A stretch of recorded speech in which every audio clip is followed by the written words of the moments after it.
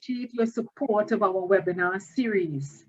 Our next video features the session Reimagining Resilience, focusing on disaster and crisis management within this region. It is no surprise that the Caribbean region is particularly vulnerable to natural and other disasters. And this last year, we have seen our fair share of disaster, from the severe flooding in Trinidad and in Guyana, which is perennial, but which has had a different kind of impact because of the pandemic and because of the pandemic protocols. We've also heard about what has happened in St. Vincent, and our colleague from St. Vincent has been part of this panel, talking about what she terms complex disaster and crisis in St. Vincent, because of a number of things that have compounded each other during this time. Our session goes on to talk about the work that colleagues in the region have done in Dominica in 2015, as well as in 2017-18, after the aftermath of Hurricane Maria, and some of the experiences of persons on the ground there. And we end this session with a presentation by Navin and Ravi Kalpu of the Kalpu Ibis Sanctuary Tours here in Trinidad, talking about how they contributed to the rescue effort during our severe floods in 2018, in October of 2018, and their mobilization work, and they were recognized. You remember that they were recognized for their valiant efforts. So once again, we continue to welcome your comments and your questions at acswe2014@gmail.com. Let me say that again, acswe2014@gmail.com. The Carries, who wish you all a good evening. And again, I want to welcome all of you to the Association of Caribbean Social Work Educators continuance of the Reimagining series. Today, our session on Reimagining Resilience, Caribbean Disaster and Crisis Response will prove, I'm sure, to be just as interesting and thought-provoking as the other sessions that have gone before. Climate change, we know, poses a significant threat to people around the world, and certainly in small island developing states such as those in the Caribbean. Environmental issues also pose more significant threats to marginalized populations. As social workers, we know that we have an ethical responsibility to provide support for persons who have been affected by disasters, advocating for policies and practices that can create sustainable communities, limit damage to the environment by human activity, and help people to adapt to changing climate. Today, our session on Reimagining Resilience will showcase examples of regional, community, and personal resilience in natural disasters and crises, with ideas for Indigenous crisis response.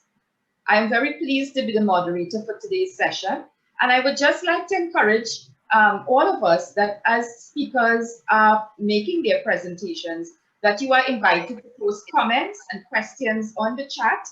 And at the end of the sessions, we will allow for a panel discussion where persons making presentations can respond to your questions and comments. So please wait until that part for that response.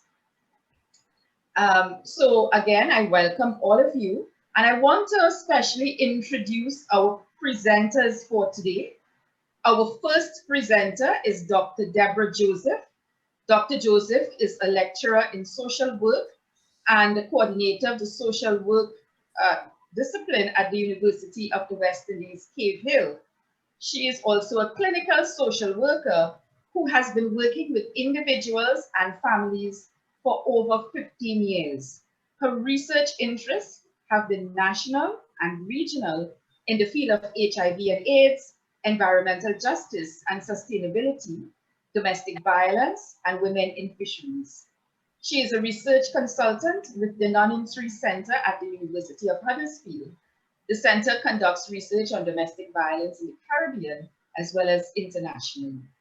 Her current publications include HIV/AIDS, environmental justice and sustainability, and domestic violence. She is also involved with the elderly as chair of the Senior Village and Activity Center for Seroptimus International in Barbados. And I must mention that Dr. Joseph has conducted critical social work research on various content areas, including climate change and environmental sustainability. And today, she is going to make a presentation on Hurricane Maria 2018, Dominica, Fight or Flight, a female social work student's response in the midst of the disaster. So please, I want to encourage you to just sit back and listen, just let us take in the presentation by Dr. Joseph as she presents on her experiences in, through Hurricane Maria in Dominica. Okay, good night, everyone. Thank you, Charlene, for that introduction. It's so lovely to be here this afternoon. Thank you, Karen, for inviting me. And I'm so grateful because I enjoy this part of social work in terms of resilience. Yes, so without further ado, let me share my screen.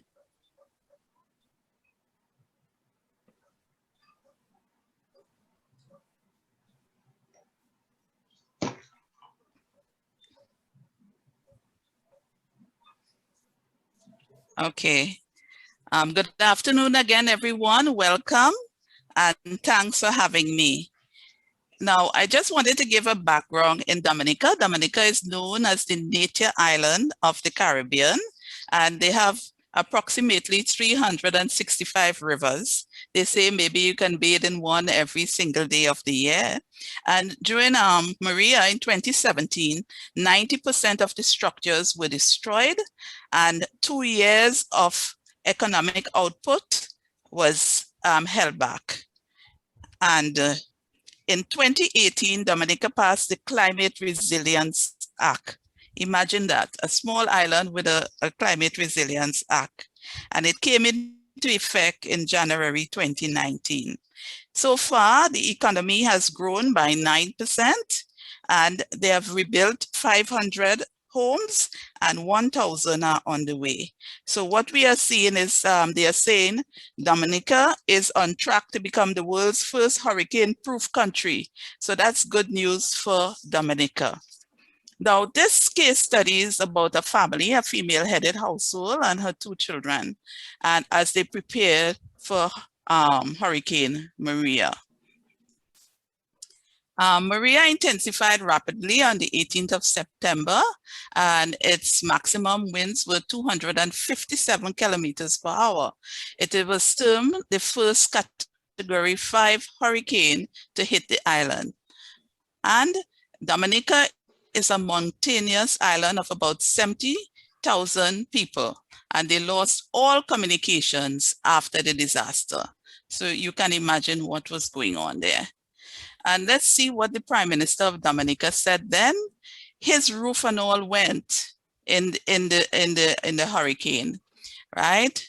The roof to my own official residence was among the first to go, and this apparently triggered an avalanche of torn away roofs in the city and the countryside.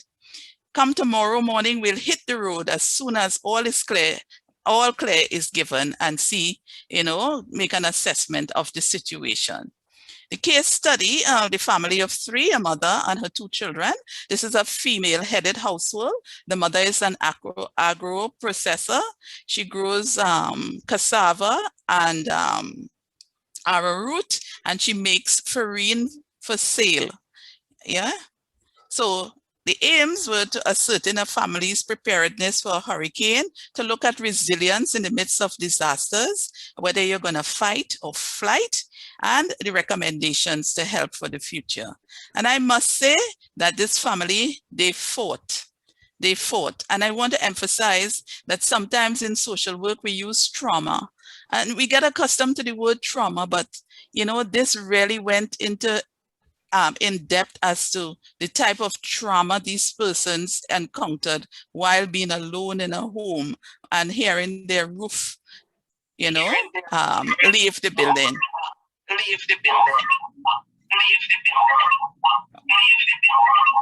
Okay, I'm getting some feedback. Okay, we're talking about, they live in the parish of St. David with a population of 400. And let's hear of the daughter's experience. I did not feel any way on the onset of Maria. We have been through tropical storms or hurricanes have passed really close to us and nothing happened.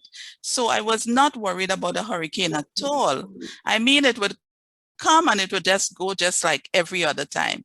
I did not really make any preparations. That's to show you how comfortable I was. The most I did was maybe just to move my shoes away from the window, just in case the heavy rain waters came in. And I helped my mother to put plywood inside the house. Now, the mother experienced Hurricane David in 1979. So she knew from that experience that she may need some plywood, and she had bought some other pieces of wood to make a line, and she decided to carry it inside in case they needed it. So I asked, how helpful was your training in social work? You did the course on crisis intervention. She said, I could not understand what was happening with me during the hurricane because my affect state was higher than my cognitive. But we always learn that we should stay calm and try to take control of situations and stuff. But it's only when you're in the situation. I did not get to process anything. So we look at what happened before and during Hurricane Maria. And as I read her account, I will tell you about the account of her mom and of her brother. So like a day like this, after the hurricane has passed, I would go back to crisis intervention and say, oh yes, to do this and that. But at that moment, I could not think of anything. So what they did, they tried to prepare, the mother put all the necessary documents in plastic bags, and they ensured that they had plywood inside and the pieces of wood. And she remembered that the mattress on her bed could work because she remembered that you can use the mattress to cover, right? At that point, I was in panic. I was panicking. I didn't know what to do. I started to cry. And I always remember that the safest place in a house is a bathroom during a hurricane. Reason being, there are not many windows in the bathroom. So we took a plywood and we put it against the small bathroom window. And my brother was in combat mode. I want to say that her brother belongs to the cadets and paramilitary. And he said what he learned in cadets is that comply and then complain. So that is why she's saying he went into combat mode, because he remembered all the training in the cadets and he brought it to fore. And he felt that he had to protect his family. He was 17 going on 18 years old. She said we were hot, dirty, wet, and everything we were there for hours and we could not sleep. It was like you wanted just to fall asleep.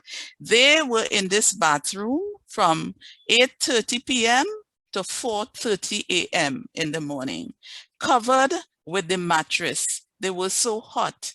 The son ensured that his mother had a chair and he got a stool for his sister to sit. And they were hearing all this wailing. They thought people were quarreling on the outside. So strong was the wind. They didn't realize it's the wind that was making these noises. They thought they heard people quarreling in the outside when nobody could be outside. That's to tell you. He did not have anywhere to sit, so he sat on the tiles in the bathroom, on the cold tiles, and he doesn't even know how he ended up bareback.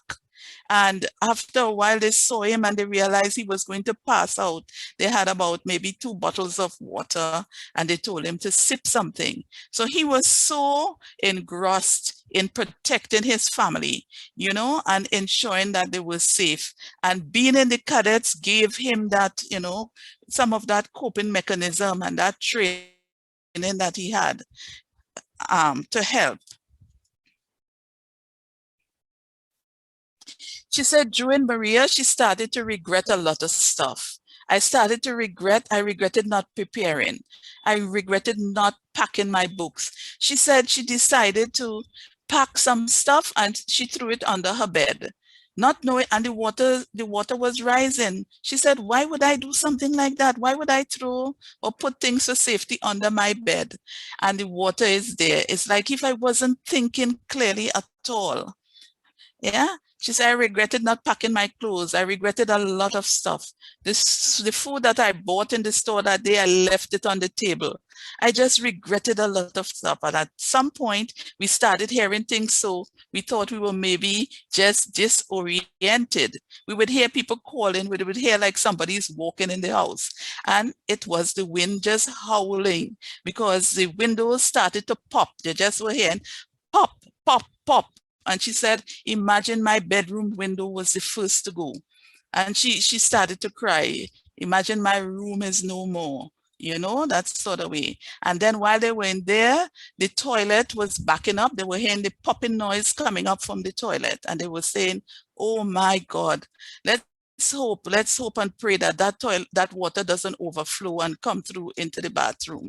But one thing, when they built the bathroom, they built it with a step down, so that they said if ever anything flooded, would have an overflow. So that worked for them, right?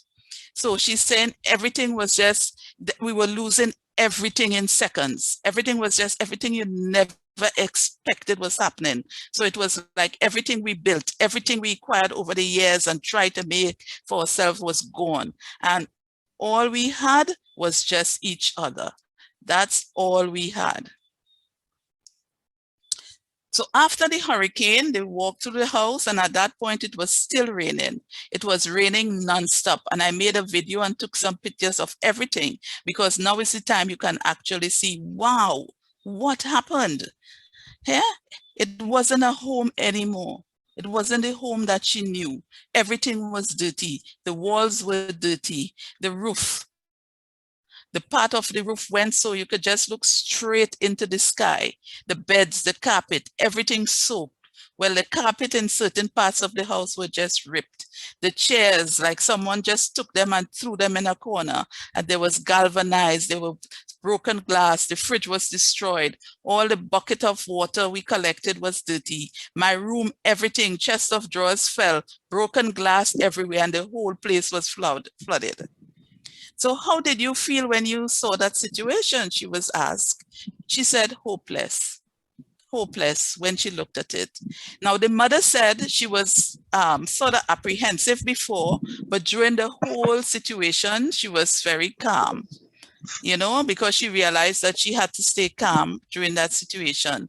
And having experienced Hurricane David before in 1979, she sort of knew what to expect when a hurricane passed. So she had that experience to draw upon. So what did you all eat? They said first they had bakes, just baked, and at some point there was no sugar. Now during the storm, they got she got a call from her sister who was away. So you see family connections. The sister was able to get through to her and say, what are you all doing? Do this, do that, make sure you have this. Somebody called from away. And then a member of the community call after, and he said, don't come outside your house, don't come outside your house, because the 2 hurricane shelters have collapsed. So you see the networking of the community and the interest that it had in the members of the community. They were so closely knit. He said, do not come out. There are no hurricane shelters. The 2 have been destroyed, right? So they decided to go by a neighbor and they were in the basement and it was wet. So everywhere they went, it was wet. And they eventually moved to another place, a friend's basement. And this was the first time we went that was dry, and I slept. I actually slept properly a week after. They only had one bed, and this family of 3 had to sleep on that one bed because there was nothing. Everything was destroyed. People were just trying to help each other. So I asked responses after the Hurricane Maria. Today, sometimes I feel sad, depressed, because it's now, you were in shock all the time and now you're out of it. And just to think about it, what happened and how you didn't really have somewhere to live. It's sad and depressing.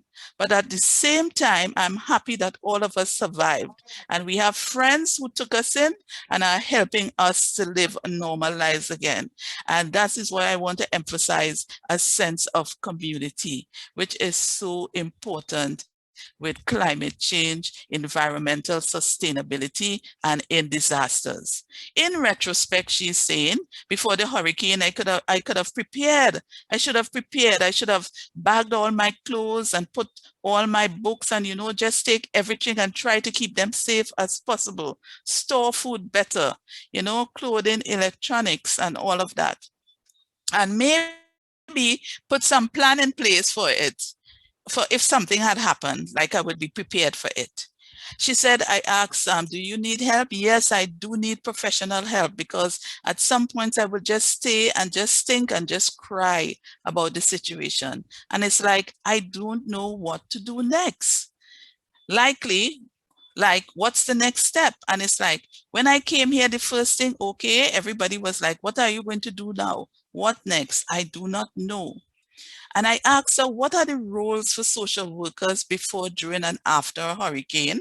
And she said, I think, let me see, before I think like an information giver, an educator, inform people of what a hurricane is and how devastating it can be to you, not only physically, but mentally, emotionally, psychologically. They need to just help people know they should do what they should do during a hurricane, or how to prepare themselves mentally for that. So we are seeing the educative component of a disaster, and for disaster preparedness. So there's a role that we have to play with social work curriculum in terms of climate. She said that you are just thinking of how you can help yourself, because you cannot help others until you can help yourself. So that's where other social workers from the other islands, from Barbados, from Antigua, from everywhere else, has to come in and try to help these social workers to get their lives together. So in case of a disaster or anything, there's a body that governs the social workers throughout the islands, that they can contact them and tell them what they need, and they can come in to help. So right now, Dominica needs social workers to come in. When you arrived in Barbados, I asked, how did you feel? She said, when I came, I was looking at the houses, and it was like, she was just looking at the roofs of all the houses from her journey from the airport to where she was going to stay. And she was only pointing and saying, okay, your roof will go, your roof will go, your roof will go. You would just crumble. Your house would just crumble. You will just be shaken. That's how I thought. And that's what she did for the miles of journey she took from the airport to where she was going. She was looking at the roofs of all the houses in Barbados as she passed and saying, you will not survive. Your roof will go. You will not survive this. Your roof will go. And that is all she did for that journey. So clearly she was still in some form of shock. Right? And she said when she arrived, I didn't unpack my bags, because I'm just thinking, okay, you did not pack your bags when you had to pack your bags, so keep your bags packed now. So in case of anything, you can grab that bag and go. So you can see the effect of the trauma that she experienced during that time. She said, don't take life for granted. Appreciate what you have in terms of your relationships, family, friends. Material things are nothing in this world. A house is nothing. clothes, nothing. Your favorite gadgets, nothing. Because in a couple of seconds, everything can be gone. So it's like you don't need much to be happy in life. Just live simple and enjoy life, because 1 minute you are there and the next, you never know. So these are some of the pictures of what happened to our home, right? And we can see the damage that was done during Hurricane Maria. Now that is the copper bowl that a mother used to make the farine. And if anybody in the Caribbean knows about these copper bowls, you will realize how heavy they are. The wind actually took it out from that part nearby and here and lift it up. And the tank that they had, that I think is a 5-gallon tank, the wind took it and it carried it 100 feet over to the neighbor and caused damage just to the neighbor. So they are saying, if you know a hurricane is coming, you have to move things or paraphernalia or anything that you have outside so that it wouldn't be carried by the wind and damage anything else. So that's part of the mother's business. We see that everything was destroyed. Her business was destroyed. This is inside the house and what happened and how it looked. A newly built house, roofed, just repaired, has disappeared. They just repaired the roof. So she said it wasn't a home, you know? And the furniture, she doesn't know how the furniture ended up there. You could see the windows and then the electrical wires outside. So I want to say, what impacts trauma and builds resilience? Experience. Because the mother had experience from Hurricane David and she was able to draw on that. Hence the reason she took the plyboards inside and the pieces of wood, because she knew that she could protect something with it. And then the preparation for it. You heard her say, I did not prepare. I regretted not preparing. I regretted this. I regretted that. And then the support that you have. The neighbors called, her family member called to say, do not leave your house. The shelters have collapsed, you know. Communication before the hurricane hit is so critical to members and to people in the community. So we have to ensure that communication is clear and everything is okay. And that you have the necessary resources, you know, to store water, you have food, and you have different things in terms of hurricane preparedness. Now, the son said he was trained in the cadet force, and what he did, he told his mom that he's going to try to get to Roseau. And he's going to walk. So he decided to walk and he could not believe what he was seeing. He had to turn back. The other day he tried again and he was able to go. He took 2 hours and different pathways to get into Roseau. And what he did, he put on his cadet uniform. He put on his cadet uniform and he said that instills a sense of purpose. It helps people to know that maybe they can get help from someone, and it gave him a sense of importance in terms of getting by and traversing the different areas as he went into Roseau uninterrupted. So he used that. He thought about it. You see, he was still thinking the training from the cadet force helped him. He said, I will put on my cadet uniform and I will use it to walk. He took 2 hours. Why? They had no Wi-Fi. So he was going down to Roseau to see if he can pick up. He heard that there was Wi-Fi in Roseau. So he picked up the Wi-Fi in Roseau. Okay? Joseph, if I yes. may, you have 1 more minute remaining. So yes. I know that you're coming to the end of your presentation. And, yes, I am. Yes. And we can leave anything else for questions and comments. Right, yes. And he was able, and when he got the Wi-Fi, he didn't know who to call. He was so glad. And I just want to say, how can social workers help some more? This is the end. You know, training in crisis intervention, the use of the triage assessment form as part of the training, because you will assess the affect, the cognitive and the behavioral, and the score will tell you where the person is at and how you can intervene. An arm of ACSWE developed that will address climate change and environmental sustainability for the times, develop curriculum that addresses the above and supports intervention. A cadre of social workers throughout the Caribbean via ACSWE can sign up with SEDEMA for deployment to post-disaster areas. Because you remember she was saying she needed social workers from different Caribbean islands to come in. Closer ties with SEDEMA, develop ties and relationships with youth movements such as the Cadets, Boy Scouts, Girl Guides, and others. Encourage the discipline of social work, be a presence via volunteer work or in any other capacity. And I want to thank you for listening to my presentation. I hope that it threw some light on the exact trauma that a person may go through during a hurricane and or a storm. And I think my time is up. Thank you, Cheryl Ann. Thank you very much, Dr. Joseph, for that presentation, and of course for presenting within time.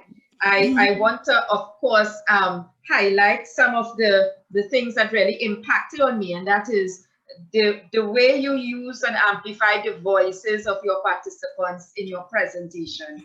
Sometimes, you know, we tend to forget the voices of the persons who actually experience phenomenon, a particular phenomenon, and you have done that.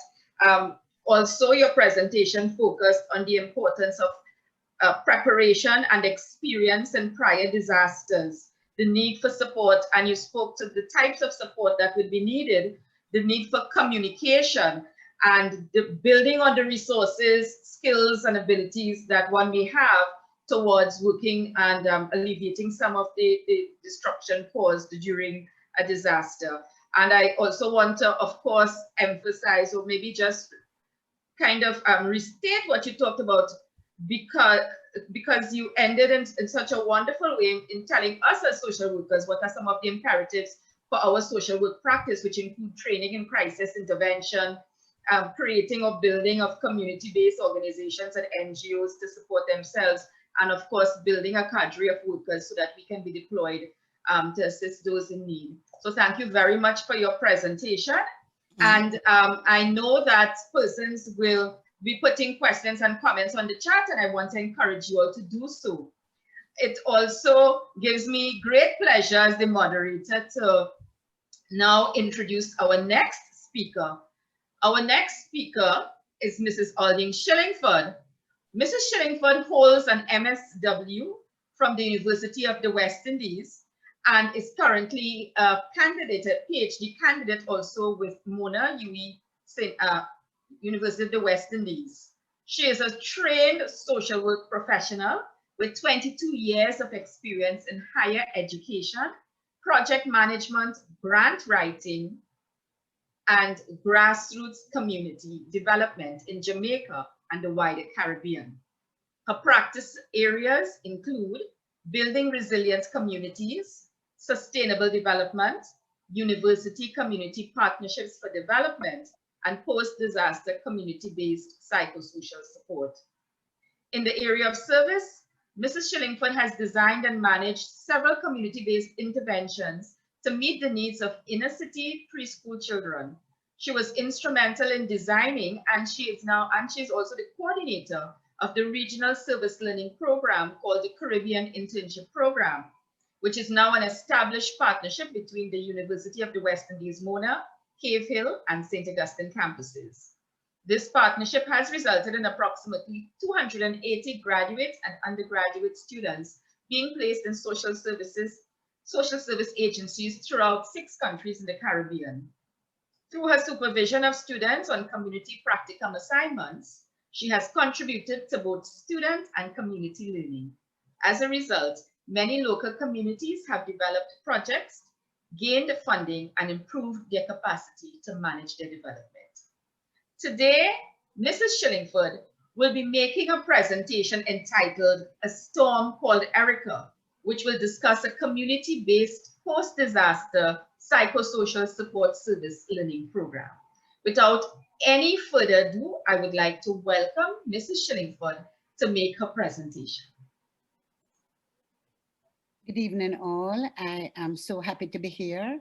And I'm so happy that you could join this afternoon to hear some of what we have to talk about. I'm going to try and share this very quickly so that I can get this up.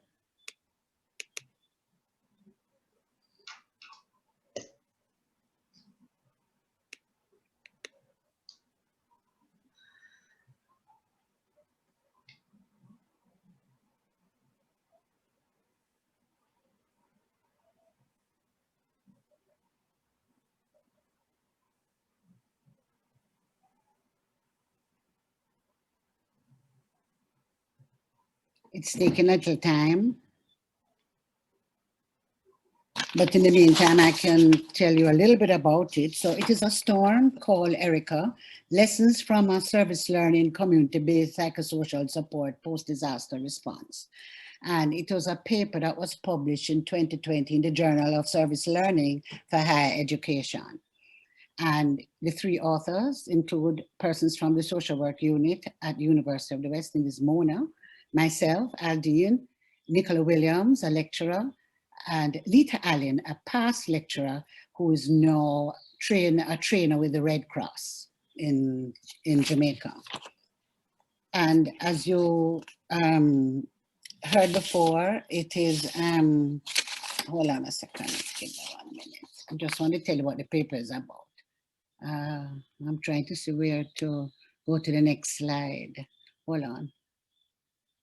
I'm trying to work this out. Oh yes, here it is. It's not 23 slides. There are loads of pictures at the end, which I hope I'll be able to share. Okay. But before we go to, well, you heard it was a collaborative effort, this Caribbean Internship Program since 2010 with Mona, St. Augustine and Caville campuses. And it actually has been around since 2004, but changed in terms of its focus. It is now a regional, community-based service learning program with human development objectives. And it matches the resources of the UWI with the needs of social service agencies in the region.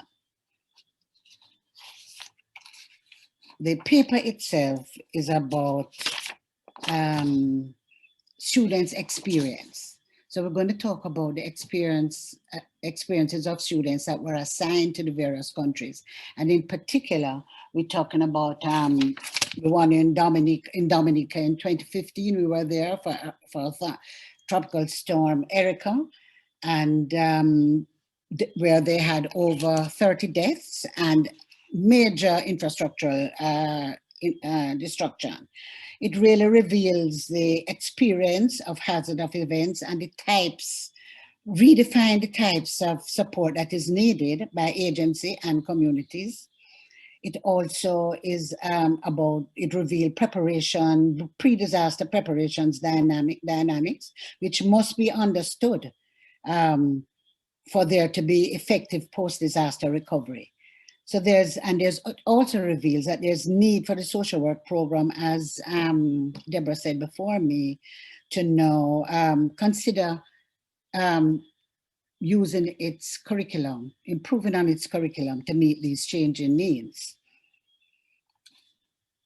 Okay, trying to get the next slide. Wow, I don't know how I got that. All right, so what I'm introducing first of all is that this Caribbean Internship Program, we have a model. It is a synergistic model.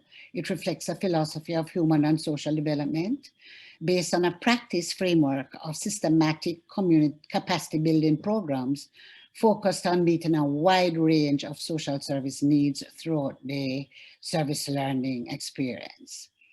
It reaches out and it works and receives support from several regional partners. And as you heard, those regional partners happen to be the three university campuses, the agencies whom we partner with, and the students. They're all part of this partnership.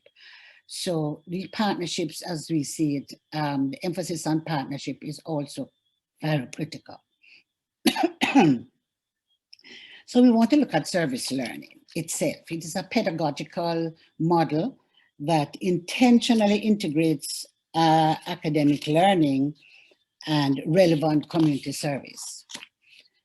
We know that university partnerships, community partnerships find expression in this program, the service learning program like the CIP, which fits the mandate of the UWI to serve 15 Caribbean countries and underserved communities. We also recognize that it holds promise as an initiative to lessen the impact of a situation, hence it is used as an added approach to disaster mitigation. The 2012 decade report of the United Nations Education for Sustainable Development actually acknowledged the importance of sustainable development, including its emphasis on climate change and disaster risk reduction. So with the increasing occurrence of hazardous events, service learning programs which give attention to creating sustainable environment and reducing risks from disasters are critical, particularly in the Caribbean context, where available resources are limited and depleting. Community-based psychosocial support, tell me a little bit about this now. It is widely supported as an essential response to crises and disasters and is a cross-cutting theme in the CIP's response to disaster, particularly after Tropical Storm Erika. We also note that it is a process of facilitating resilience within families and individuals and communities.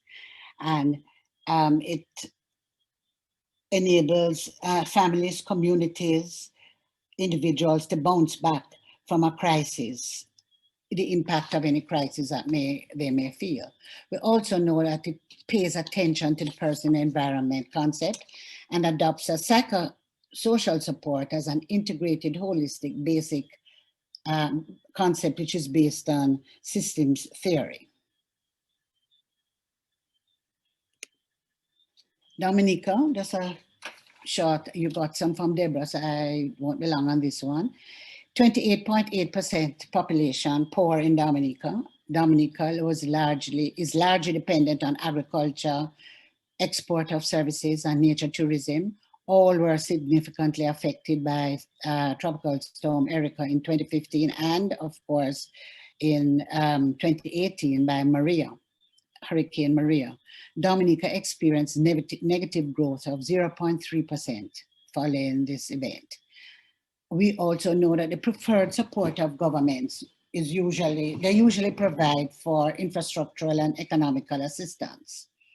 Regional support initiatives, however, like the Caribbean Internship Program, becomes a critical resource, working with partner agencies, communities in addressing the gaps in services. It addresses both the individual and the psychosocial needs of both individual and communities. So the case I'm actually talking about here, 2015, August 27th, the devastation of Commonwealth of Dominica, 30 deaths following Tropical Storm Erika, and a lot of major infrastructural destruction, in fact. The Ministry of Social Services, Family and Gender Affairs requested assistance from the UWI CIP, as they do every year with whatever needs they have in terms of having interns at various agencies. The CIP's response was quick. In fact, we were one of the first responders in Dominica. There was a three-pronged approach over 2 phases. The first was getting those interns. One intern was actually in Dominica already, so we managed to get a second one. So we had 2 clinical graduate psychology interns to the Social Welfare Division, the agency that we worked with. And then we conducted delivery of training in post-disaster community-based psychology support initially for the members of the social welfare division staff and interns, because the interns had not had this training before they left. So this training took place in Dominica through the support of Mrs. Allen.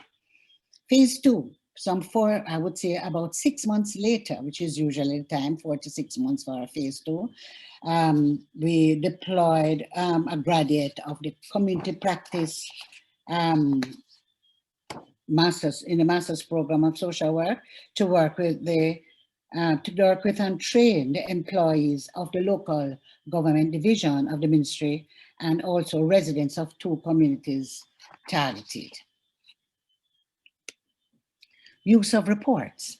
That's what we did in terms of our methods. We used the monthly and the end of internship reports from all interns, from the training facilitator, detailing tasks, roles, challenges, deliverables. We did semi-structured interviews with key liaison persons from the Ministry of Social Service, Family and Gender Affairs. And to put it all together, we use a process of thematic analysis to code and organize into themes critical to the description and assessment of the case. We came up with, the findings had 4 thematic areas, major thematic areas we call them, which underscore the benefits of service learning, which drew attention to some of the major challenges and which were able to articulate some solutions. So we're looking at theme 1, which is managing trauma, navigating the demand for increased community-based service and time-bound placements. Disasters, what we found here is that the disasters expose the limits of a country's resources. The demands on the social services were significantly amplified at this stage and pointed to an increase in the clients in an already strained resourced agency. So that was the first thing. So here they are, an increasing number of persons that were coming in now to the social welfare division. Also, what we are seeing is that previous clients that they had, what was revealed was that there was an erosion of their coping mechanisms. So before, when they had left the agency, they were fine, but because of the destruction and the deaths and all know that they were experiencing, they kind of regressed back into not remembering or applying what they had learned how to cope, which is quite understandable under the circumstances. So the benefits to the wider community could not adequately be realized due to the increase in the demand for limited resources, which was compounded by time restraints levied on the agencies. The interns were only recruited for a certain period of time, but because of the challenges that we encountered, and we were trying to work through these, we didn't really have sufficient time. So we need to consider when there's a disaster about timing, successfully overcoming this challenge would really demand for opportunities for internships or whoever is assigned to a country to begin to assist, certainly in terms of longer term, certainly not 3 to 6 months. They really need to be there longer unless they're going to be replaced by different teams. Theme 2, community rebuilding calls for engagement and participation. A major tenet of the service learning is engagement and active participation of the local communities. What we found, because this would render local communities more susceptible to being empowered to manage their own development now.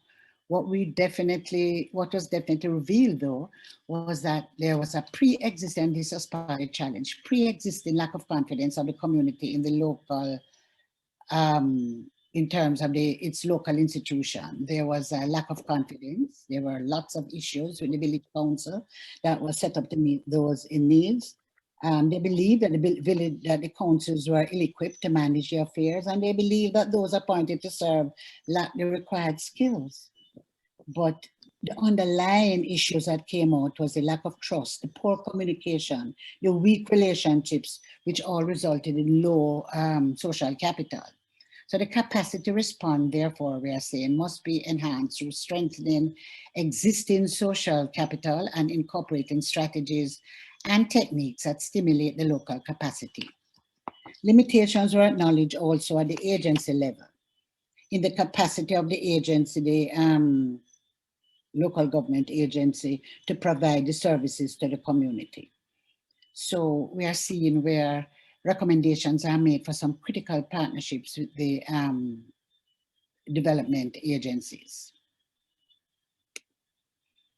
The theme 3 looked at community-based education and training in community-based psychosocial support. So in terms of at the agency level, the UWI CIP post-disaster community-based psychosocial support was a welcomed intervention for the welfare division, the staff there.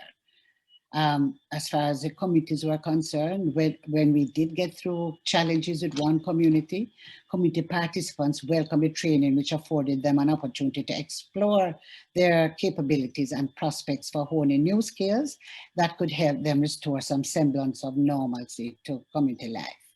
And of course, the major challenge really was experiencing the agency, the local government division, because of the competing demands to meet what was termed welfare needs, relief needs of the community, as opposed to meeting developmental needs.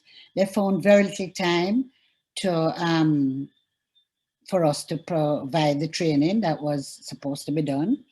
And what we really saw was that the local community seemed to have had a greater and more meaningful appreciation that the local government staff had for this training.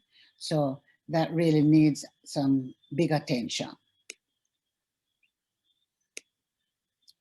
We look now at the UWI CIP service learning disaster management model, and it's a model that was adopted by the humanitarian agency since 1978. It describes 4 phases of managing a disaster. And those 4 phases that I've put up there include the looking at beginning with preparation, response, recovery, and mitigation. And just very shortly going through all of them for you, because where we actually came in was at the emergency response. We came in at emergency response when we were sent for. And so the first thing that we began to work on was safety for all. In other words, the interns that were sent in had to spend a lot of time doing what we call psychological first aid as an emergency response. You know, we always talk about meeting the immediate response really is to manage the trauma that we are seeing. So for people to be able to restore their lives, we had to go that route. And then the interns were there to help out with the increasing numbers that were coming into the agency at the time. We moved into recovery about 6 to 7 months later, and this had to do with community reconstruction, where the interns were able to take the community group through the stages of organizing. 4 stages of organizing was used to help them to develop their leadership capacity. So the restoration, both at the response and the recovery level, certainly interns were able to assist the communities, particularly at the recovery level now with reconstruction. So after this now, as I said, we started at the bottom rather than the top. We really should have been doing a lot more mitigation to begin with prior to preparation, you know, prior to the event. So the mitigation would have certainly looked at work with the National Disaster Planning Agency and assisting the National Disaster Policy, you know, identifying all the agencies who are responsible for disaster planning. At this stage, it could also include public awareness and education and training. You know, this is where we do all of the training that we were talking about. And then by the time we are ready now, the pre-impact, we would have been in a better position. In other words, we would have been better prepared, right? Because we would have done the assessment of who are the persons who we describe as vulnerables in the community. We would have had teams that were formed at the community level to work there. We would have identified shelters and all the things that you spoke about before, that Dr. Joseph spoke about before, all the things the interns recognize that should have been put together. So in reimagining resilience now, our conclusion for this is that climate change is a developmental as well as an environmental concern. We know that the Caribbean, with it's 37.5 million people cannot remain on the periphery of the global warming discussion, since it really is now a developmental as well as an environmental concern. The prospects are there for continuing education and capacity building for social work, community development practitioners who are going to be the ones carrying out this phase 2 of the disaster model. Service learning partnerships continue to be a critical resource for facilitating post-disaster recovery and strengthening resilience in SIDS. The service learning model was purported to be a key tenet in establishing assets towards recovery and resilience in small island development states. There is need for revision of the social work program as well as the psychology program, because we tend to use a lot of these interns to include community-based psychosocial support as part of the curriculum and as part of continuing education. UWI CIP service learning management model really should be a required training for future interns. We are seeing that small island development states are ill-equipped to manage problems associated with climate change and social ills. And I'm talking about problems of poverty, of inequality, of increased urbanization. It is hoped, therefore, now that the Caribbean governments will adopt the model as an integral part of the national disaster management and program. I have just a few photos just to show you. These were our interns in Dominica and Mrs. Allen on the left, our trainer and our 2 psychology interns to begin with. Don't know if you know these persons. Did I put their names? Yes, Shoya Gay Grant and Precious Elder, I think, is from Trinidad. Here's a training that took place, part of it, we couldn't do the whole room, but this was one that was televised, and also an article came out of it in the Dominica newspaper.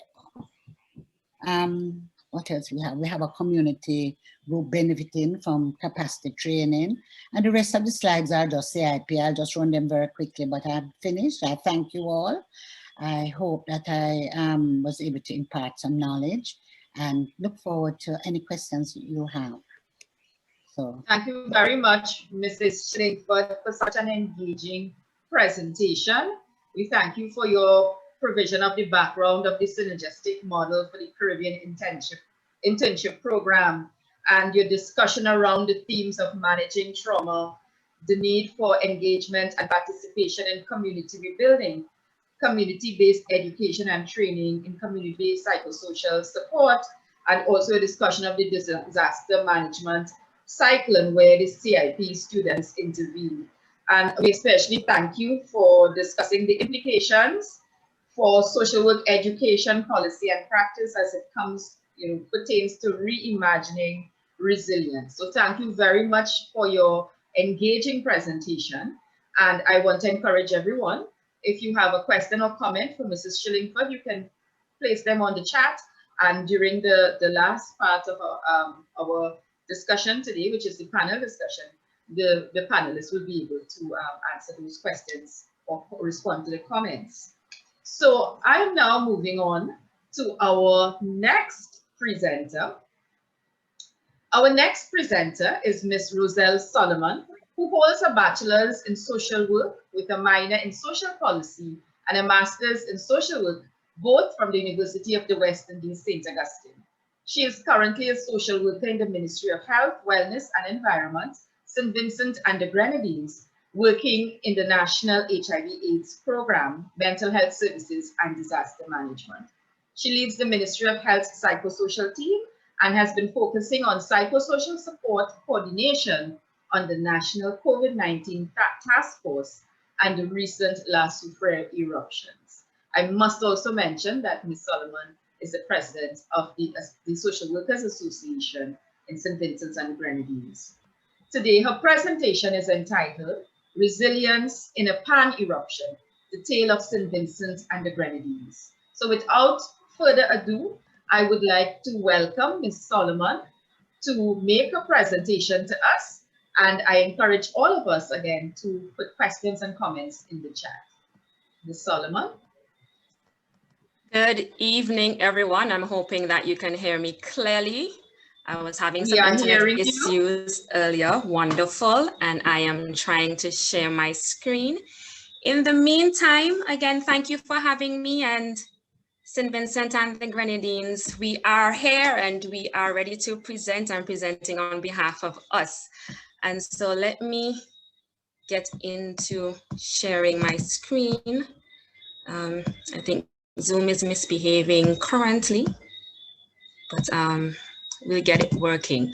So as my presentation indicated, I will be presenting on St. Vincent and the Grenadines. I will be presenting on an overview of the situation here in St. Vincent and the Grenadines, focusing on some technical aspects of disaster management, mostly on rescue, response, and recovery, and looking at resiliency in terms of how we reimagine how social workers function within disaster management framework. We are so sometimes accustomed to the traditional roles that sometimes we don't really see ourselves more than just those traditional roles. And I just wanted to implore all social workers here on board that, you know, you are open to thinking more about who you are and where it is that you want to see yourself within your profession.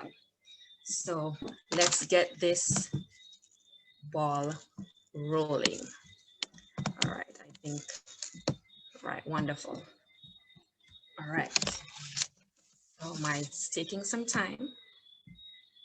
I think we're all having some internet issues, but that's okay.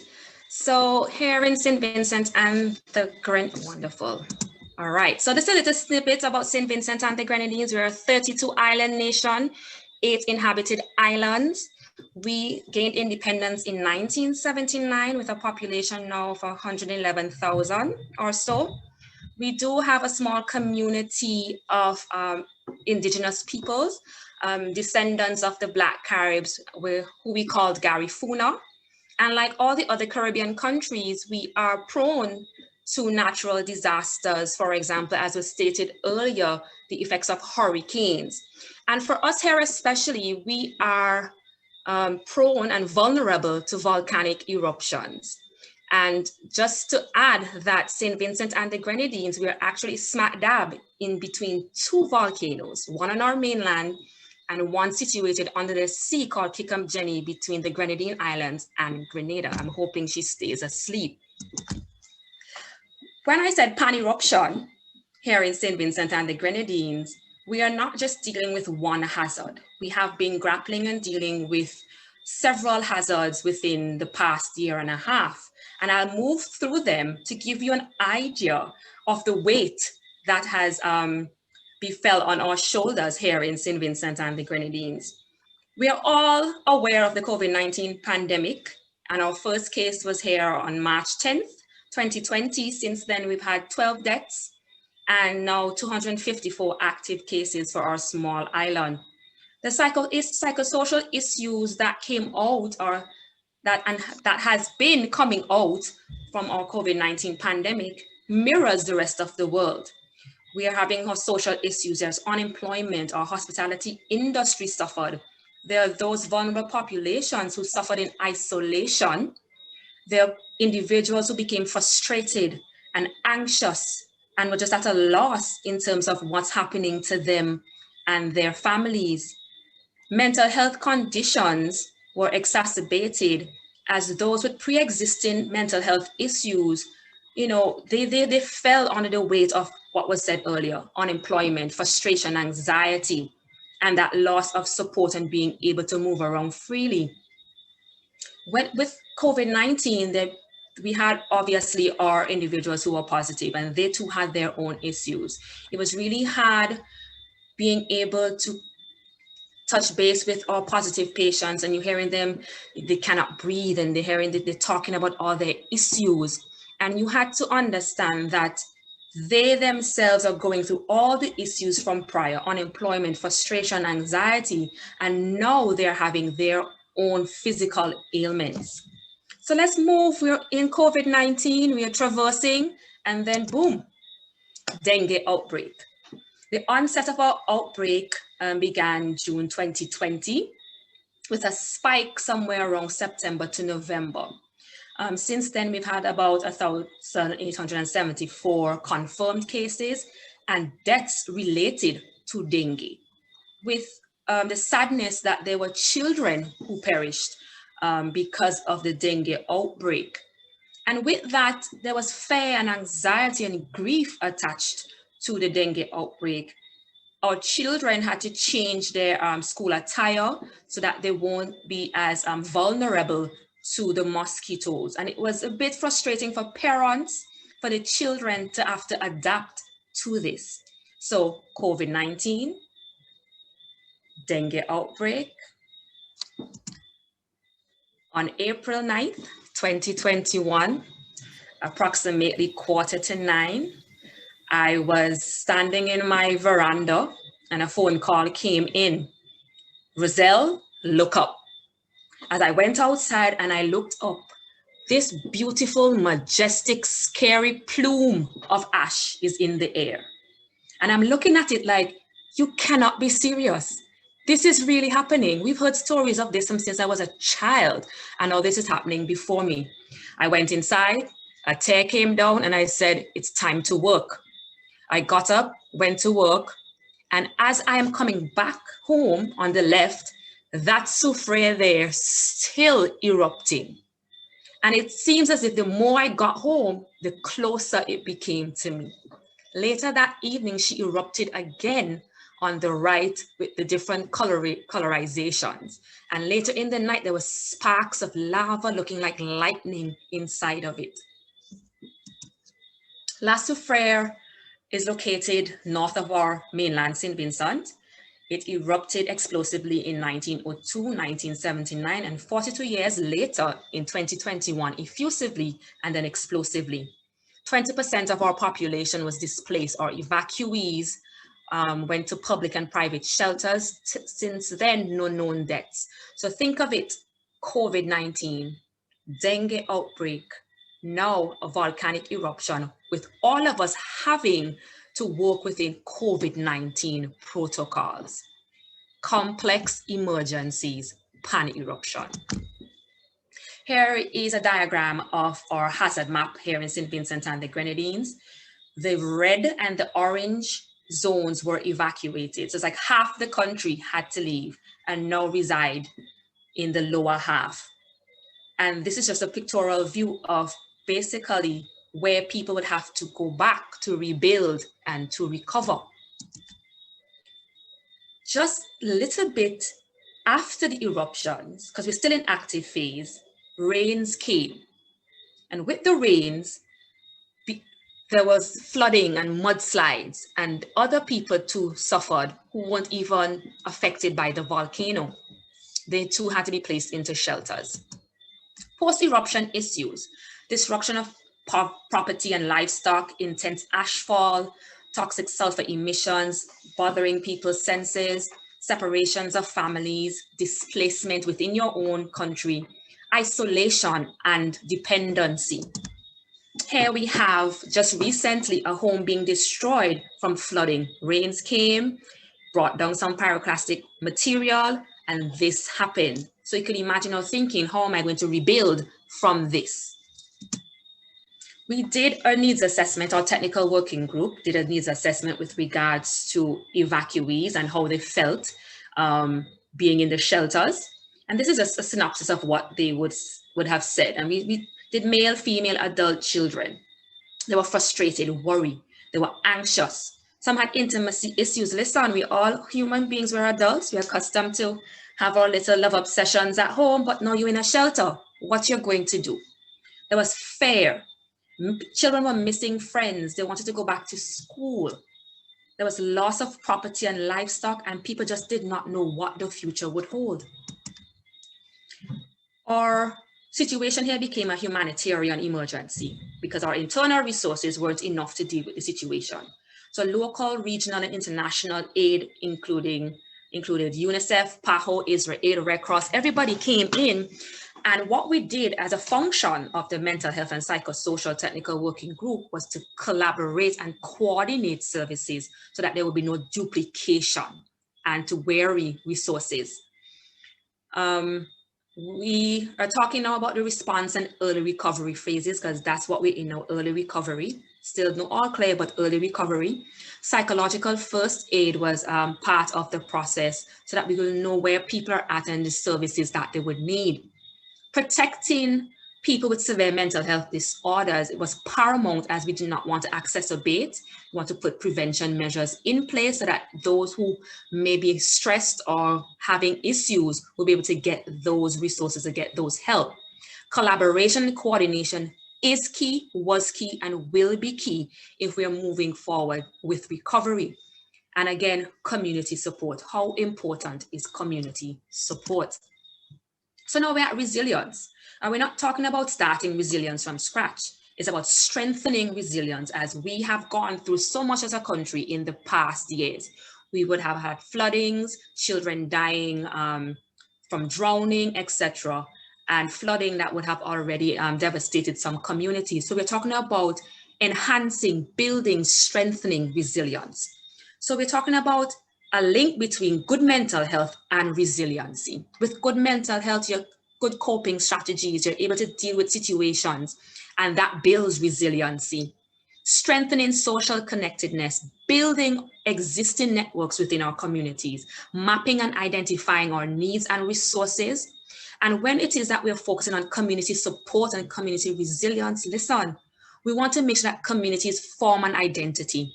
We want to make sure that communities understand the power of community and foster a sense of belonging and ownership, because when communities own what is it that they're doing, trust me, there's no end to what they can do.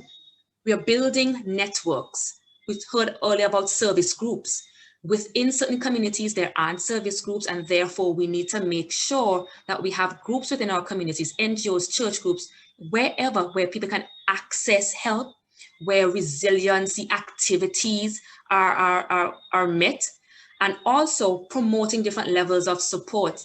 A healthy community, a resilient community, has strong support systems, strong systems, health, education, housing, etc. Here we have local activation in our response phase. The early days, there was sort of mobilization. On in the ashfall, local people stepped forward to help our shelterees. We have sector collaboration. On the far left, you have art therapy through the Goodness Tour and UNICEF. On the right, you have a social worker there volunteering with Red Cross and Red Crescent in resiliency skills for community support. And humor took us through. Listen, resiliency and humor, you need to look it up. We had jokes going on for days in the country to relieve our stress. COVID got jealous and therefore spiked. So this here reflected how it is that we looked at our situation here in St. Vincent and the Grenadines.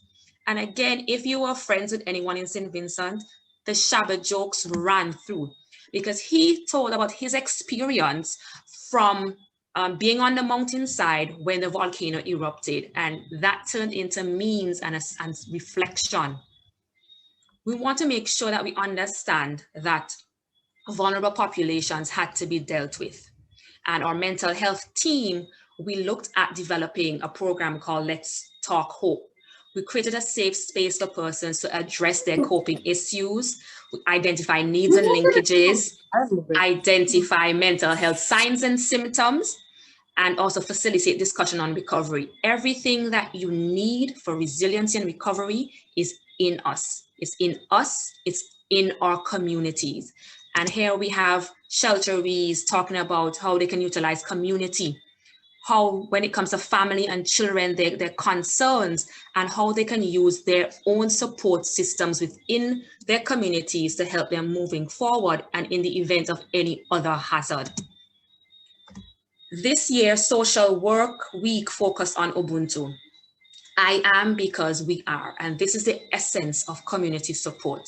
There is no I, there is we. And if we are focusing on protecting our mental health, we have to make sure that there are protective factors that are in place for our children and our families. And how we reimagine our communities must be resilient, and we have to practice. We have to make sure that things are in place for ourselves, for our communities. So developing ourselves and developing our communities. And for social workers, we need to focus on our skills, self-care, and making sure that our communities are resilient. Thank you so much. Thank you very much, Ms. Solomon, for your very engaging presentation. And I just want to highlight some of the things presented. Ms. Solomon shared her lived experiences and reminded us that, you know, as social workers, we have an ethical responsibility, we have an ethical responsibility to work with persons who have been affected with disasters, but we too are also affected and suffer the effects of loss, trauma, and property damage. She also highlighted the complex situations where there were multiple events that threatened the psychosocial well-being of communities and gave us a discussion about resilience, the St. Vincent and the Grenadines experience of resilience and how that played out. So I want to thank Ms. Solomon for her presentation. And we are coming to our final presenter on tonight's panel. And as we invite him to share his camera, let me please introduce the presenter. In 2018, in October of 2018, several communities across East and Central Trinidad and Tobago were severely affected by some of the worst flooding in the country's history. The Kalpo brothers, Navin and Ravi, who own and operate the Caribbean Bird Sanctuary and Swamp Tour Company, rose to the challenge, rushing out to help rescue over 300 people in distress in the village of Kelly and neighboring communities. They received the Trinidad Express Individual of the Year Award for 2018 for their courage and service to country. Tonight, Navin will take the responsibility of sharing their experiences. By telling his stories, he will share the motivations that they had for becoming involved, the brothers' experiences of volunteering in a disaster, and provide some vignettes of how they assisted and supported people in need. The presentation amplifies for us tonight the importance of community participation in supporting persons affected by disaster. Please allow me to give a warm welcome to Mr. Navin Kalpo, who will present on his experiences in disaster assistance for a community in need. Mr. Kalpo.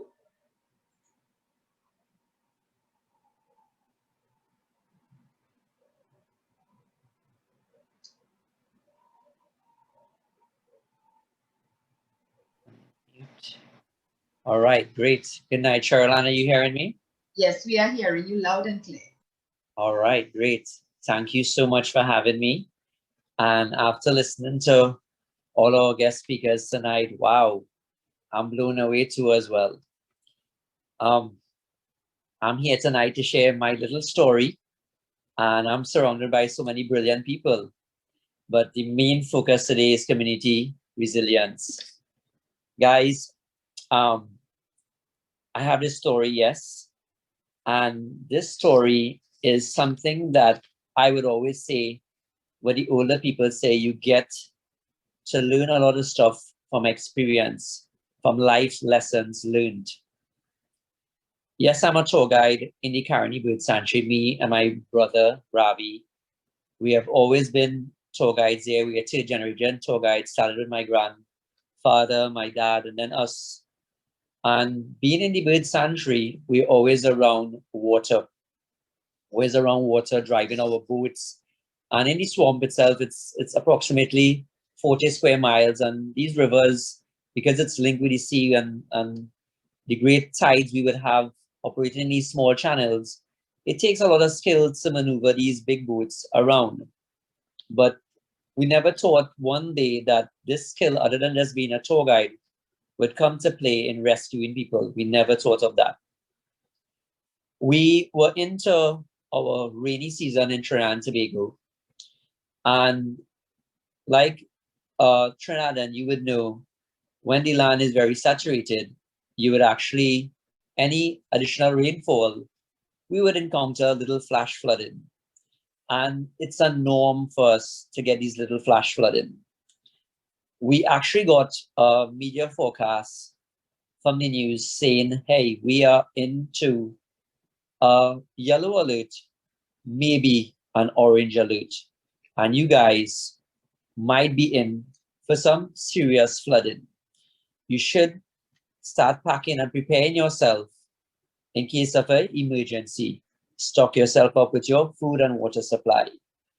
So being a tour guide in the bird sanctuary, we have our boats there. So the first thing came to our mind with me and my brother was, hey, let's go there to the bird sanctuary. Let's go down to the swamp, the Caribbean swamp, and secure our boats. So we did just that. After securing our boats, we head down to the nearest supermarket and started stocking up water supplies, tin food stuff, nothing too much, because we were thinking it's nothing too much to worry about. So we spend that rest of the afternoon gathering our stuff, make our way back home. And so the fun part of it, we actually had a little movie night. Me, my dad, and my brother sat down and watched a movie. And along to the ending of that, I started to get phone calls. I started to get phone calls because the rain was downpouring, and we wasn't aware what was taking place out of our village.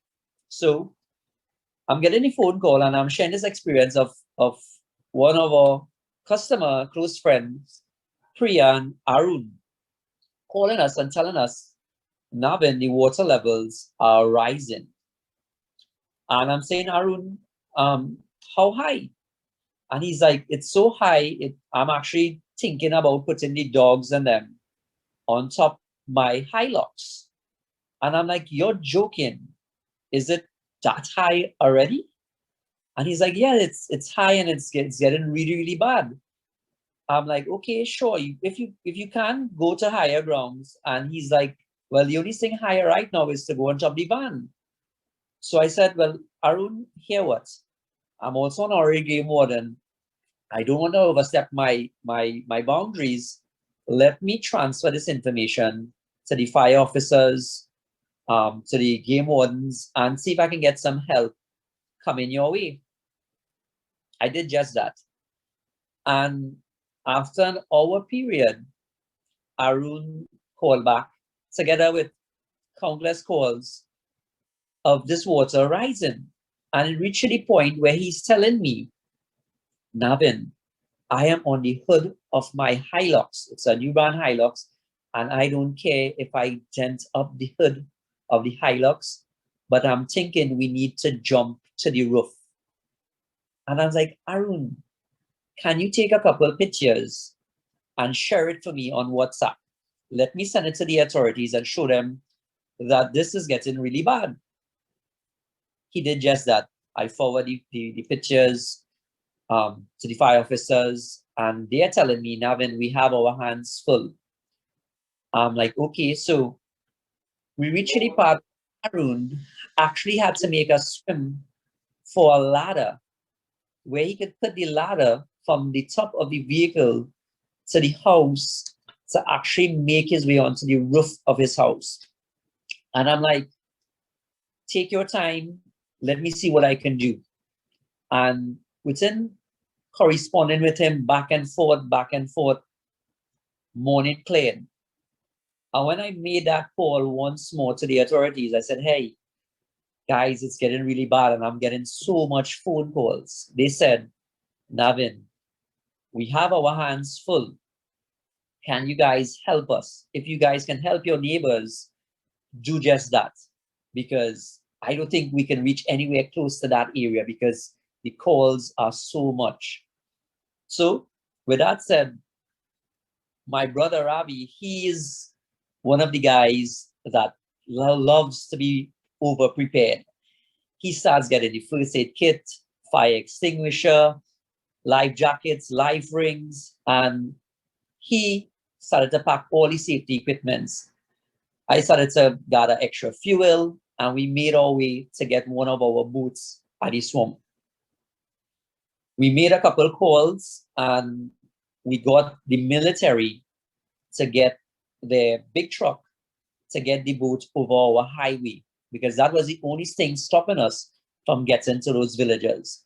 Keep in mind, we're getting a lot of phone calls, and I'm thinking, all right, we have a few people that tends to squat on the riverbanks. I'm thinking in my mind, I think it's those people.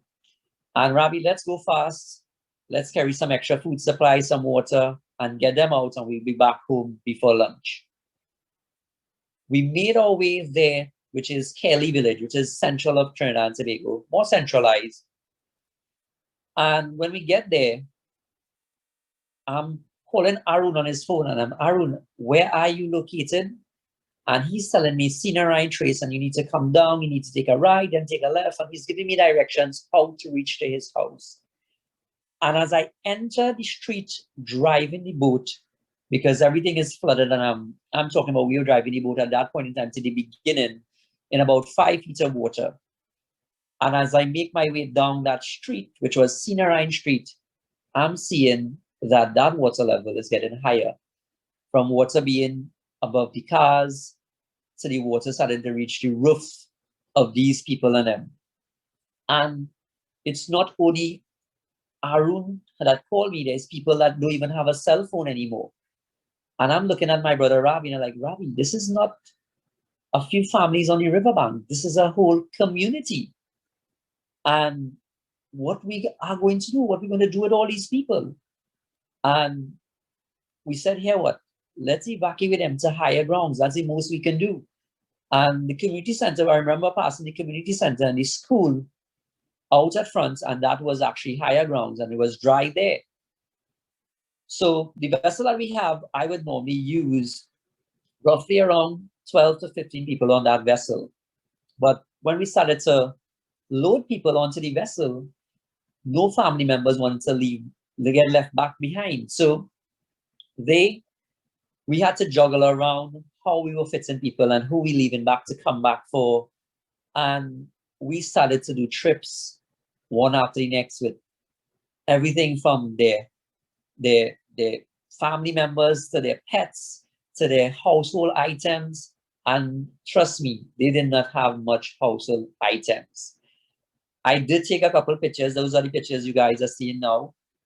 I have countless more, but yet I do not want to post them up because people was waked up to this water in the middle of the night. So a lot of them were in their undergarments, and it wasn't appropriate to be posting these kind of pictures up. And the little ones that I did post, people were shocked about it, but it still did not show what we experienced on that day. A lot of people could have stayed in their homes because some of the homes, water levels was only about 8 feet up, and they were on their gallery area, which was, or balcony area, which was a little above the water level. But the thing about it is the sewage system backed up. So all that water that was in the house was their own sewage. So to tell you about the smell, it was unbearable. To stay in their homes, they didn't want to stay anymore.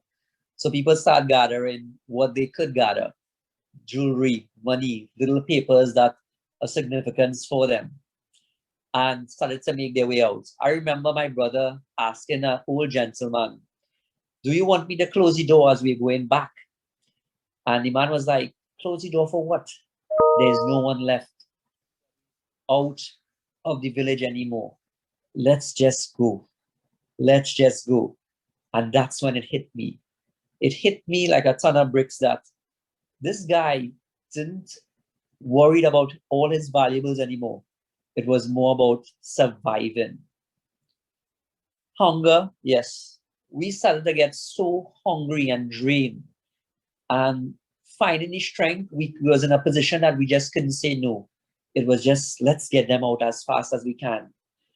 And I remember a Spanish-speaking guy taking out a handful of money from his pockets and trying to put it into my pocket. And I was like, no, I don't want any money. We're just trying to save you.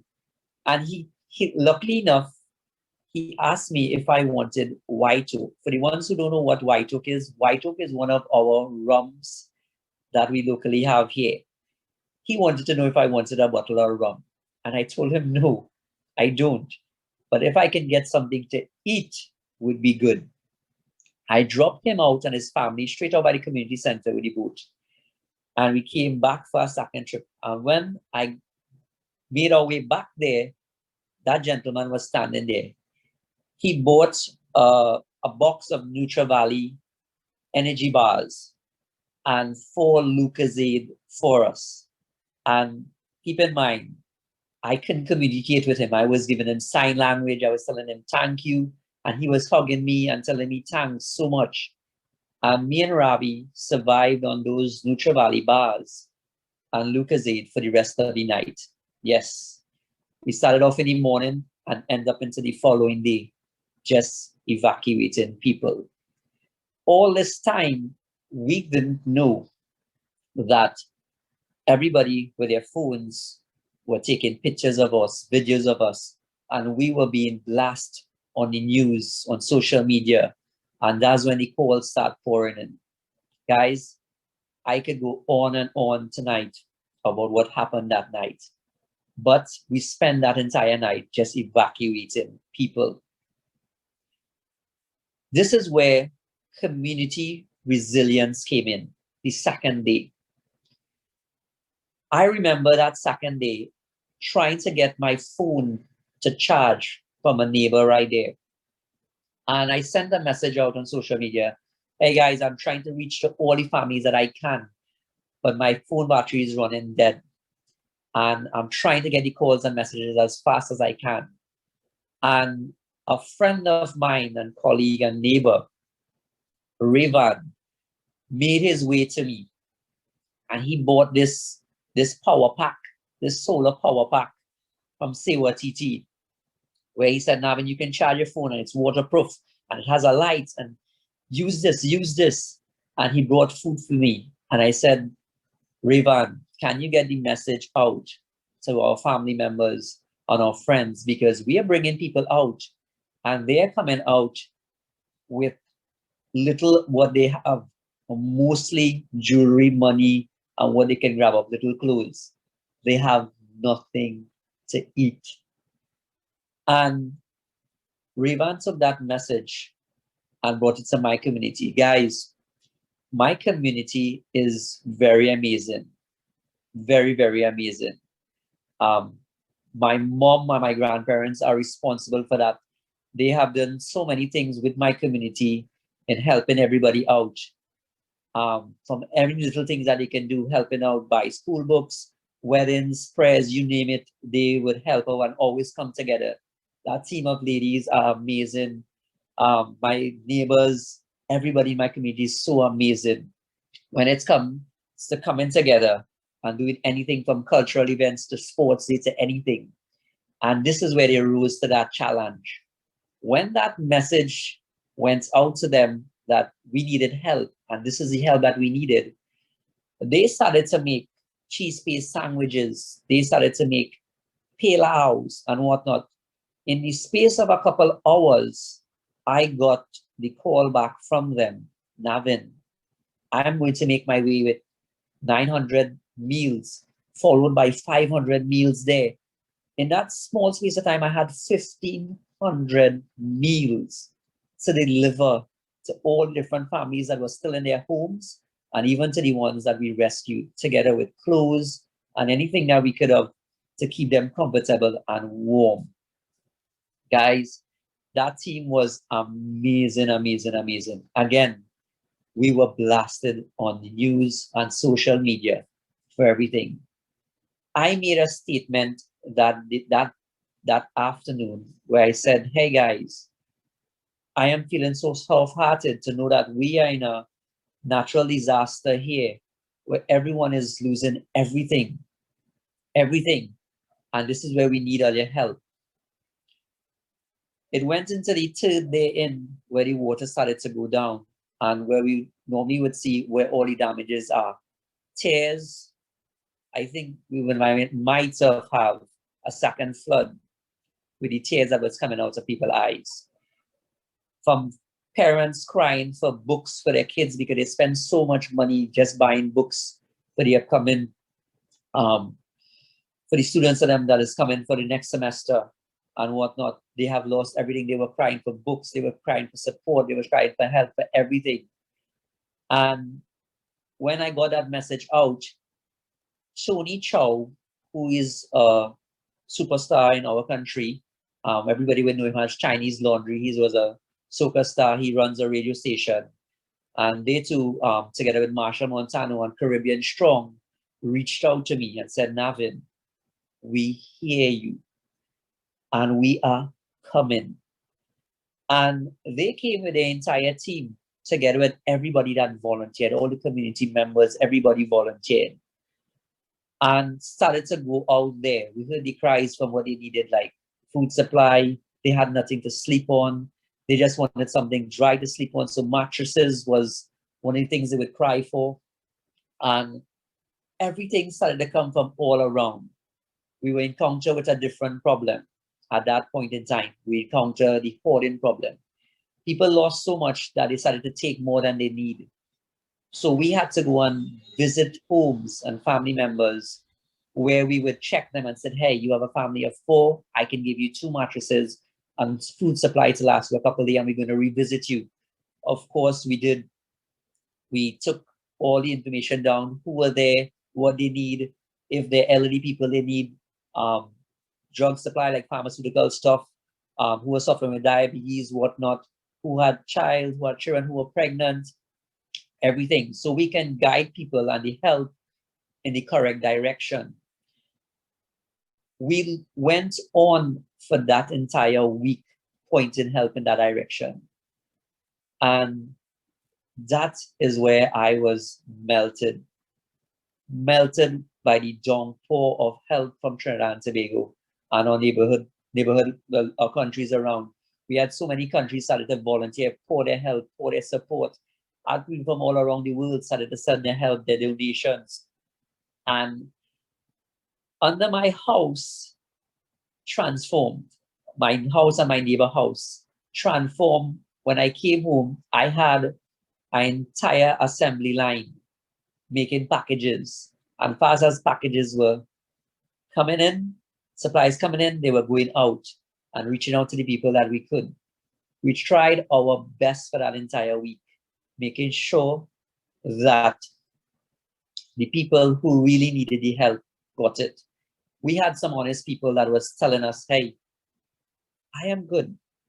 We have our family from the south came and they're helping us. But you see my neighbor right there? They really need help. Check them. We had some honest people. We also had some dishonest people.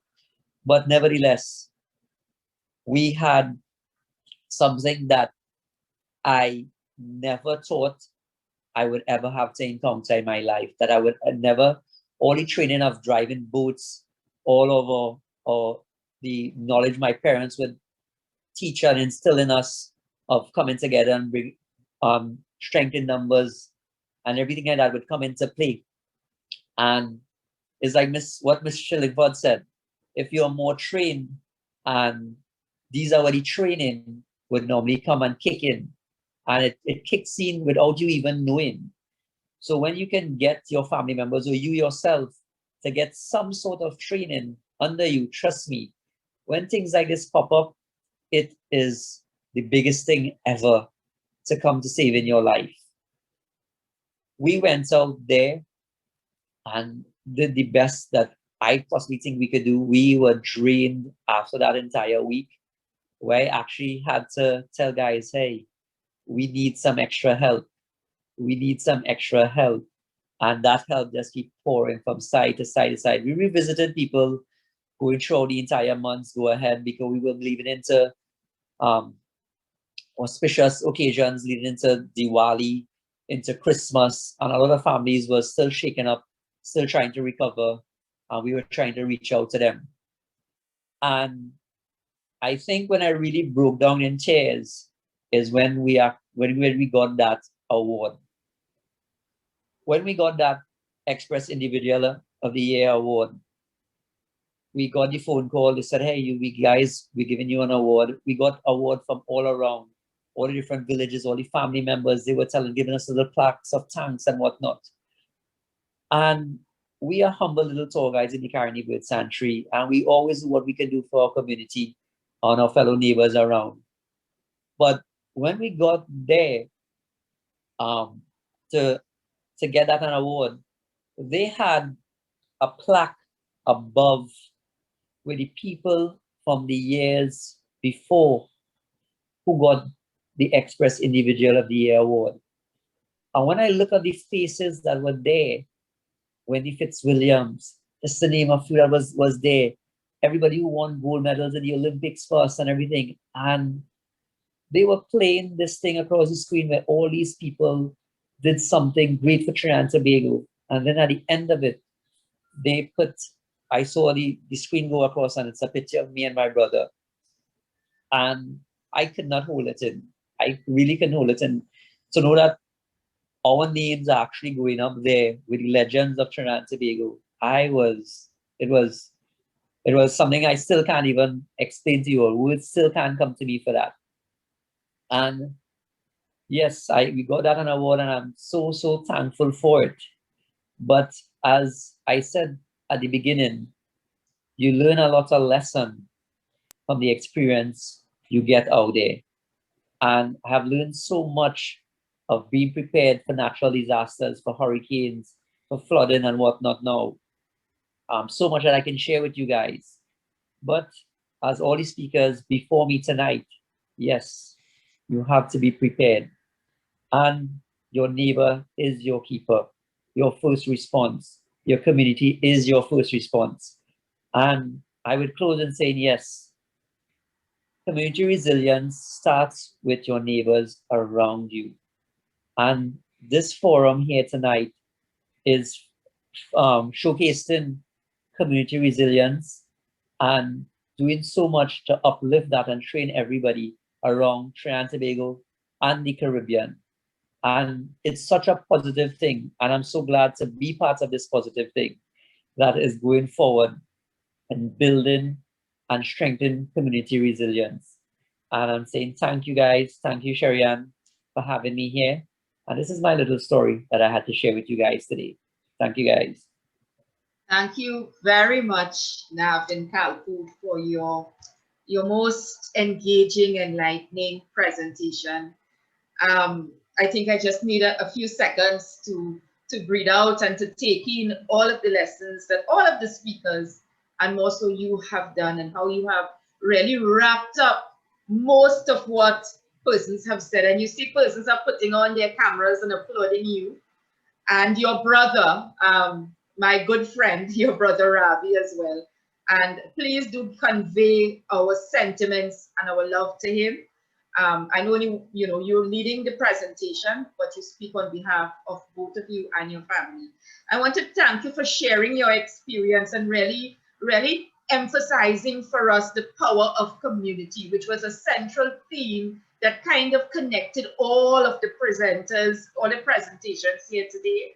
I want to thank you for sharing your motivation and your vignettes, your motivation for doing this work, and your vignettes, your lived experiences of assisting persons in disaster, and how you connected with all of the agencies that you could have that show the power of corporate social responsibility, of government responsibility, and the responsibility and the power of persons in communities, and reminding us of the resilience of Caribbean people. That's something deep within our souls and our bellies that is called upon to respond to our neighbors in times of distress. So really, your work emphasized fundamentally what we talk about when we talk about Ubuntu, the power of Ubuntu. So at this point in time, I know we have listened to a lot and we are all taking in these presentations and reflecting on what we have learned.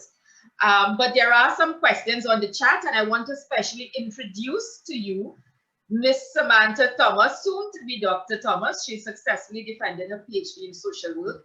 And I want to ask Ms. Thomas if she can take the microphone, and perhaps as we have the panel spotlighted, if we can perhaps raise some of the questions or comments that were put on the chat.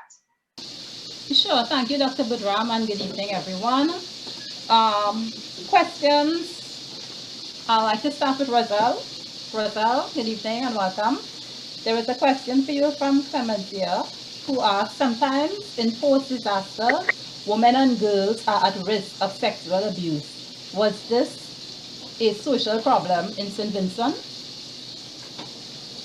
All right, so hoping that you can hear me. Well, this issue is not just around this area of post-disaster. It's a everyday situation where our children or our women face.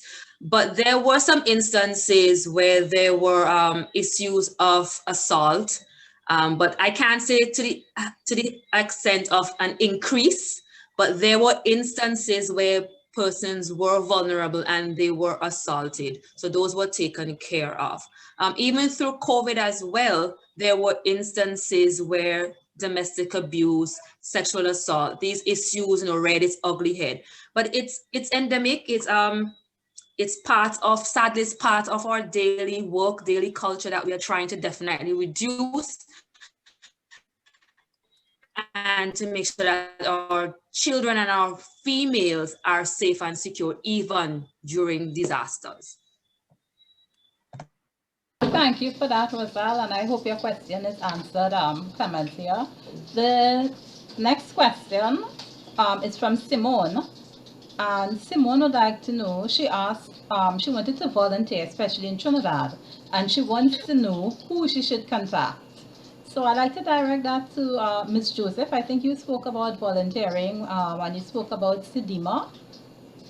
And any other panelist who's aware of volunteer opportunities in Trinidad, because Simone was not very specific in terms of what field or what area she wants to volunteer in. Dr. Budra might see a hand, but we'll ask Ms. Joseph and you can come after. That's okay? Thank you. Yes, hi, good night again, everyone, and thanks to all the presenters and the information given. Yes, I do not know what area you want to volunteer in, but there are lots of areas, and if you want to do disaster management, it's good to contact SEDIMA, and see if you can sign up the forms, and you can be on call in case there's a disaster in the Caribbean. You can be deployed within 24 hours, 48 hours, or 72 hours.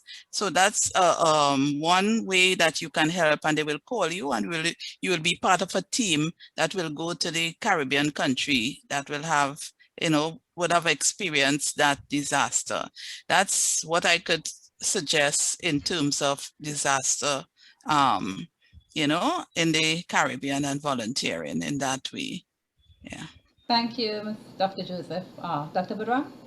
Yes, I just want to add, if you are interested in Trinidad and Tobago disaster response, you could contact the ODPM, and their numbers are listed online and also in many posters. So ODPM, you can also contact any one of the regional corporations because they also deploy emergency response teams. So you can form part of that team, and there is something there for everyone, whether you're a medical professional, if you're a cook or a caterer, if you just want to do disaster mitigation, disaster response, and education, and so on.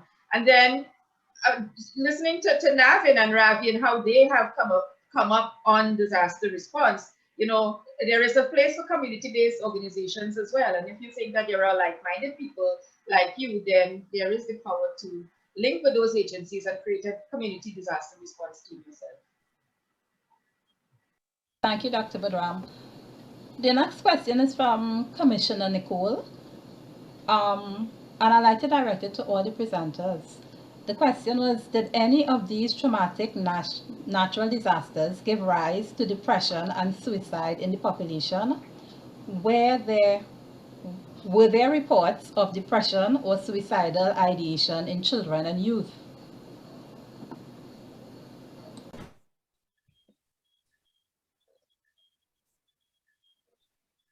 Any takers, or do I need to repeat the question? All right, I'll take that one. So yes, we did. We had a lot of kids in particular terrain on our area that was very depressed because we were going into our Christmas season, when we got our floods in 2018. And a lot of kids were growing up with the norm of celebrating Christmas and whatnot in so many different ways. And at that point in time, the kids could not partake of gifts and toys and whatnot. Parents were trying to pull together things for shelter. And we were getting so much reports of suicidal cases. And we had to get a lot of the churches and community leaders to help with counseling.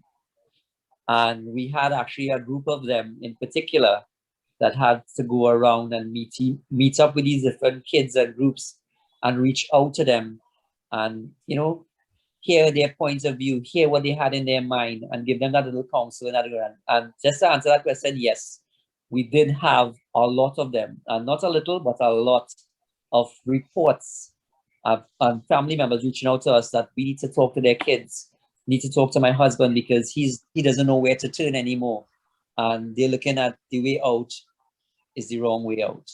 Yes. Thanks for that, Navin. Yes, I would like to say that during a hurricane or a storm, usually about 6 months after, according to the literature, you will have people with mental health issues showing up. And part of it could be the suicide and the depression. So it does have a huge impact. The question is whether these people are identified and whether they are given the help that they need. Okay, thank you very much for those answers. I'd like to hand over to our moderator, Dr. Budram. Thank you. I know there are many comments on the chat congratulating all the presenters here tonight. Unfortunately, we've reached 9:02 and we're very respectful of your time. But this really shows that this is a start of a conversation that needs to be continued amongst our social workers and other persons that are interested in disaster management. And I want to charge ACSWE perhaps in continuing to organize discussions like these so that we could continue and certainly address some of the questions and comments that we placed. I want to thank all of the presenters and now hand over to our interim president, Dr. Kirin Ann Nathaniel Lekiris, interim president of ACSWE, as she concludes tonight's session. Thank